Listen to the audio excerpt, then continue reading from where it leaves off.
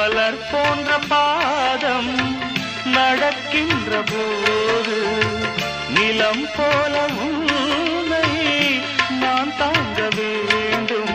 இடையினில் ஆடும் உடையன நானும் இணை பிரியாமல் துணை வர வேண்டும்.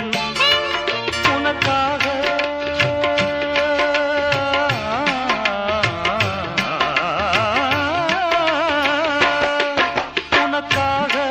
பனிக்காற்றை தினம் தூது போக வேண்டினேன்.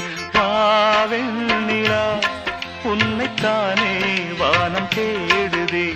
வாவெண்ணிலா உன்னைத்தானே வானம் தேடுதே.